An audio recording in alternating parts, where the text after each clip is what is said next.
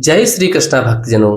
आज की कथा में आप श्रवण करेंगे वैशाख मास के महत्व में 16वें अध्याय की कथा। आप सभी भक्तजन कथा को श्रद्धा पूर्वक श्रवण करिए। बोले विष्णु भगवान की जय। 16वां अध्याय।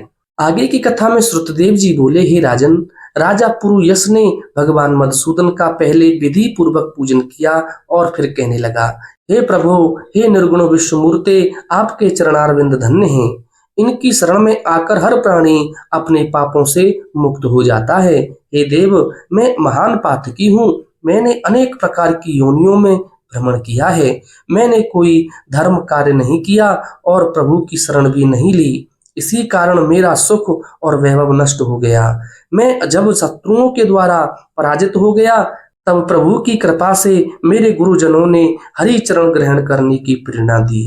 हे भगवान, अब आपकी कृपा से मैं पूरी तरह प्रसन्न हूँ। हे संतों पर दया करने वाले प्रभु, आपको बारंबार नमस्कार है। आप मुझ पर प्रसन्न हो। आपके चरणों की कृपा से मैं परिवार और प्रजा सहित धर्म का पालन करने में सफल हो सकूं। हे देवाधिदेव, सबके कल्याण करता, सबके पालन करता एवं मोक्ष दाता प्रभु, मेरा मन आपके चरण कमलों में लगे। मेरी जिह्वा से आपकी पवित्र कथा निकले। मेरे नेत्र आपकी दिव्य मूर्ति के दर्शन करें और मेरे कानों में आपकी निर्मल कथा पढ़ती रहे।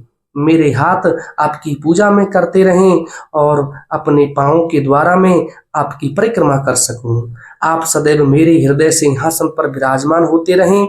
मेरे रोम रोम में आपका ही निवास हो। हे विष्णु, मुझे संसार के किसी पदार्थ की इच्छा नहीं है। मुझे तो केवल आपके ही श्री चरण कमलों की लालसा है। मैं उन्हीं की प्रीति की कामना करता हूँ।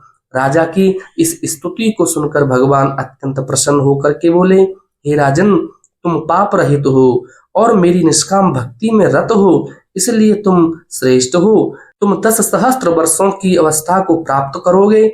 इस लोक में तुमको दिव्य वैभव प्राप्त होंगे और अंत में तुम मेरे लोक को प्राप्त करोगे। जो भी प्राणी तुम्हारी वंदना करेंगे, उनको मैं प्रसन्न होकर भक्ति और मुक्ति अवश्य प्रदान करूंगा। राजा, आज अक्षय तृतीया के दिन स्नान दान, गौ अथवा बैल दान करने से तथा पितरों का श्राद्ध करने से अक्षय फल की प्राप्ति होती है। मृत्यु, जरा, जन्म, भय और सभी प्रकार के पाप नष्ट हो जाते हैं। मैं वैशाख मास में किए गए धर्म कार्यों से प्रसन्न होता हूँ। जो लोग मेरे चरणों में प्रीति करते हैं, वे सर्वदा निष्पाप होते हैं। तुमने अपने गुरु का आदेश मानकर श्रेष्ठ धर्म का पालन किया है।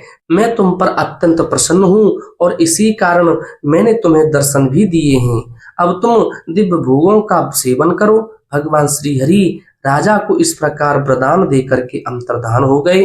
तब राजा अति प्रसन्न होकर धर्म का पालन करता हुआ साधु सेवा करने लगा। उसने मन, वचन और कर्म से प्रभु की आराधना की। उसके पुत्र पौत्रादि की वृद्धि हुई। वह इस लोक में दिव्य सुखों को भोगकर अंत में भगवान विष्णु के चरणों में गया। जो भी प्राणी इस परम पुनीत आख्यान को सुनते हैं या सुनाते हैं, वे सभी पापों से मुक्त होकर के भगवान श्री विष्णु जी के चरणों में स्थान प्राप्त करते हैं। इसमें कोई भी संदेह नहीं है। भगवान श्री हरि अपने भक्तों पर ऐसी ही कृपा प्रदर्शित कर उन्हें सायुज्य मुक्ति प्रदान करते हैं। आज की कथा यहीं विश्राम होती है। आगे की कथाएं श्रवण करने के लिए कृपया आप हमारे चैनल आध्यात्मिक एस्ट्रो को जरूर सब्सक्राइब करें। बोले विष्णु भगवान की जय।